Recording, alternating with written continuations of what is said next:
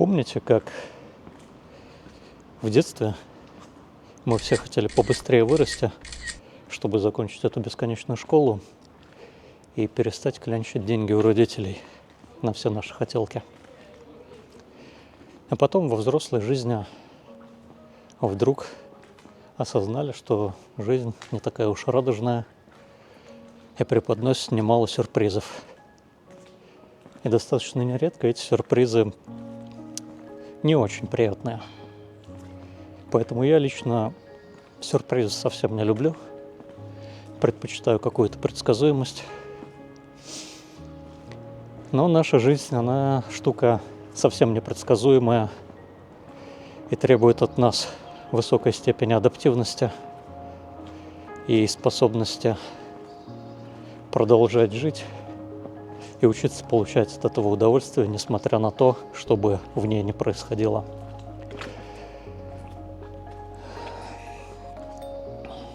Я лично давно перешагнул ту черту, до которой ты, молодой и зубастый, хочешь покорять этот мир, удивлять его и удивляться сам. И после которой ты уже достаточно сытый, но одновременно с тем и достаточно уставший. Я давно ищу такое окружение, в котором не надо носить маски, чтобы кем-то казаться, и которое не будет испытывать тебя постоянно на прочность. Частично мне эту проблему удалось решить. Я встретил своего маленького друга, а частично поиски все еще продолжаются. Сейчас мы гуляем по Скандинавии, конкретно в Южной Дании. И дорога сюда, она тоже не была безоблачной. Мы приехали сюда 2 дня назад и по пути тоже встретили некоторые сложности. Так вот, сложности, они бывают абсолютно разные. Иногда это просто мелкие неприятности, иногда они связаны с потерей некоторой части суммы денег, а иногда достаточно крупные суммы денег. Всякое бывает. Тем не менее, жизнь такая штука, в которой мы должны постоянно искать новые цели, стремления и желания. Желание к ним идти, желание искать пути и их прокладывать. Когда мы выезжали из своего города сюда, в Данию, у нас тоже мы столкнулись с некоторыми сложностями, с некоторыми неприятностями, скажем так, которые нам подпортили настроение. Первый город, в который мы прибыли, был Гамбург. Наши впечатления были не очень приятные об этом городе.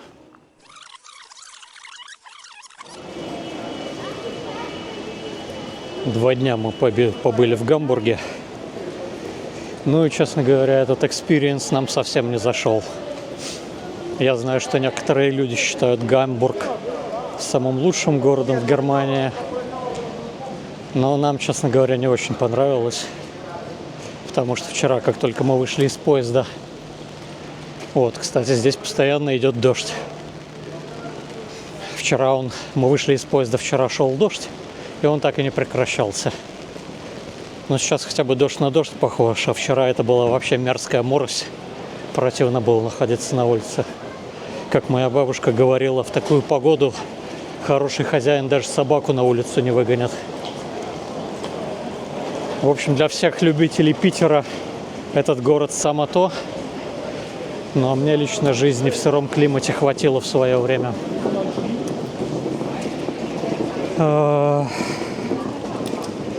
Что еще нам не понравилось? Мне понравилось то, что буквально, когда выходишь из станции, для того, чтобы пойти на метро, пришлось подниматься по лестнице с сумками. И там не было никаких ни эскалаторов, И это, по-моему, вообще достаточно распространенная проблема больших городов в Германии. Потому что, например, в Штутгарте там есть очень много временных конструкций. В Гамбурге здесь тоже временные конструкции, которые, как известно, нет ничего более постоянного, чем временная. Вот эти временные конструкции служат переходами, но в результате по ним приходится таскать свой багаж на себе. Крайне неудобно. Поэтому впечатления у нас такие достаточно... Ну, скажем так, возвращаться сюда нам не хочется. Может быть, летом здесь получше все это воспринимается, но сейчас пока так себе. А далее мы прибыли в Фленсбург, который поднял нам настроение, несмотря на то, что там шел холодный дождик со снегом. Но, тем не менее, наше настроение именно тот город поднял. Сейчас мы высадились буквально на пару часов во Фленсбурге. И как только вышли из поезда, город производит совершенно другое впечатление, не такое, как Гамбург. Я, конечно, не претендую на какую-то стопроцентную объективность, потому что, несмотря на то, что мы провели в Гамбурге 2 дня, но там постоянно лил дождь, и он отбивал всякое желание куда-либо ходить, что-либо изучать. Может быть, было бы интересно, но точно не в эту погоду. Вот. Здесь же восприятие иное, потому что как только мы вышли из поезда, здесь, во-первых, лежит снег, что уже делает восприятие гораздо приятнее, а во-вторых, свежесть воздуха, которая здесь, она просто несравнима с тем загазованным воздухом, который попадает в нос сразу же, как только ты выходишь на станцию в Гамбурге. А еще отличие больших городов от маленьких заключается в том, что когда идешь в большом городе по переходу с железнодорожной платформы на железнодорожный вокзал, то переход обычно весь усыпан рекламой.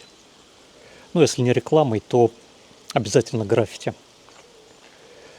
А в маленьком городе это все не так. И здесь, вот в частности, во Фленсбурге, абсолютно чистый переход, приятный. И вместо какой-то рекламы или граффити здесь висит информация для туристов.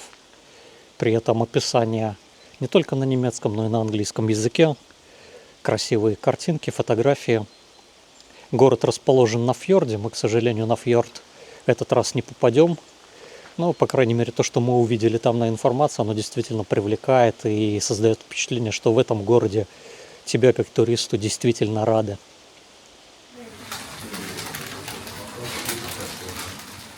И чем дальше мы ехали на север, тем комфортнее мы себя чувствовали. Это может быть казаться странным, но, тем не менее, это именно те ощущения, которые мы испытали, двигаясь с южной части Германии на север, в южную часть Дании.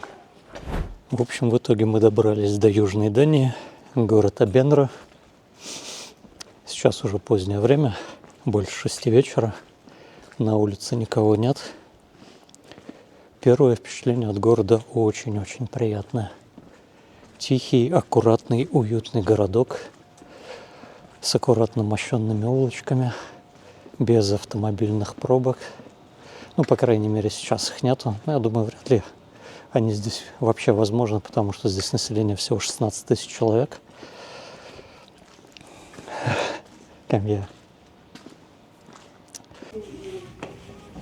Зашли в ресторан, заказали суши. Заслужили мы это. Здесь доставляет суши вот такой робот.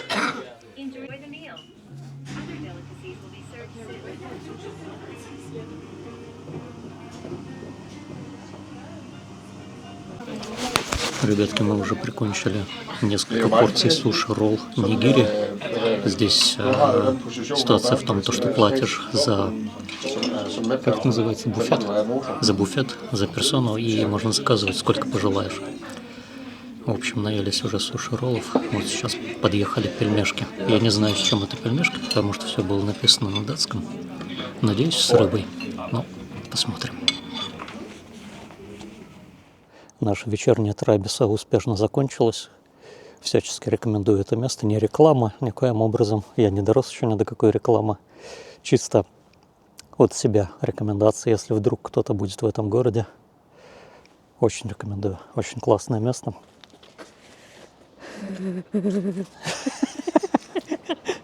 So cold, babe. I'm so Say it- cold at say the it same again. time.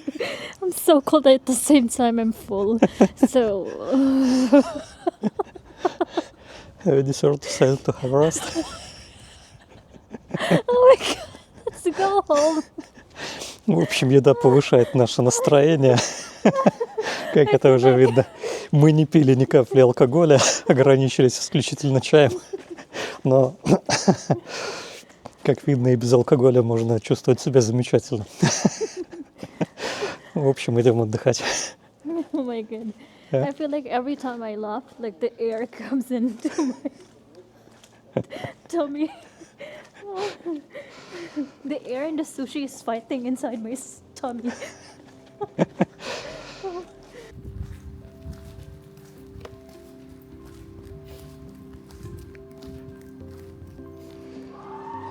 Так вот, все сложности, с которыми мы сталкиваемся, и все препятствия, которые нам приходится преодолевать, подразумевают высокую степень адаптации и коммуникации с другими людьми. И часто именно в этой сфере мы ощущаем множество проблем, личных проблем, потому что часто думаем, что коммуникация – это умение говорить.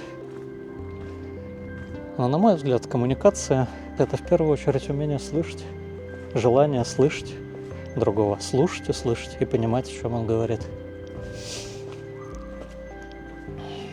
Я такого человека встретил. Вот он идет рядышком со мной. Она идет рядышком со мной. И нам удается находить общий язык. Хотя, как у всех, бывают сложности, бывает непонимание. К тому же мы разговариваем не на родных языках. Не я, не моя девушка, а теперь уже и жена. Но тем не менее, мы учимся, и у нас получается находить тот язык, который будет друг другу понятен, чтобы объясняться. И вот в этом и была моя главная мысль. Давайте учиться излагать свои мысли грамотно, излагать свои мысли структурированно, чтобы их легче было понимать с одной стороны, а с другой стороны давайте учиться слушать. Насколько важная мысль, что даже зонтик упал. Давайте учиться слушать и слышать других людей, чтобы наша жизнь была такой же уютной, такой же тихой и спокойной, как этот прекрасный городок, по которому мы сейчас гуляем. Несмотря на достаточно сумрачное небо сверху. Вот, собственно, об этом я и хотел сегодня порассуждать. Немножко нетипичное видео для моего канала, но, надеюсь, вам это понравилось. Вот. Ну и в конце я добавлю немножко кадров, зачем мы, собственно, сюда приехали, в Южную Данию, в Обианро. Настоятельно рекомендую этот городок к посещению, если вдруг у кого-то будет такая возможность.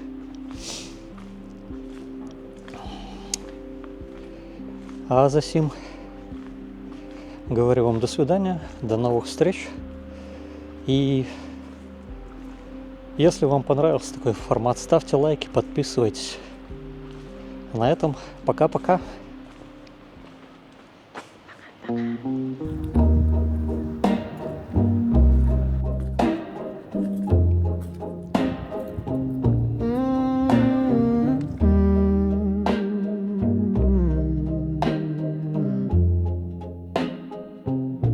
To Natchbend Beach I will go, on the island of Palawan.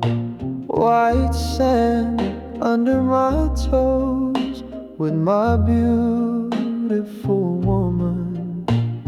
Love songs to the ocean. The water's warm and she's wavy. Don't know where I'm going, but right here is where I'm staying. She's my palm tree, and I can climb to the top. She's my coconuts, and I can't get enough. Oh no, no. Island woman, brown skin in the sun. I love the way she dances, and we only just begun. She's my palm tree, and I can climb to the top. She's my coconuts, and I can't get enough. Oh no.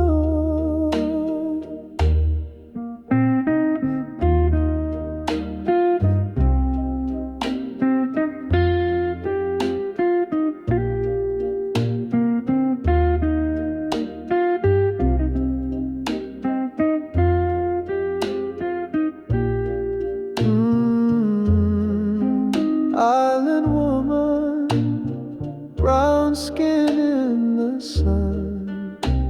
I love the way she dances, and we only just begun.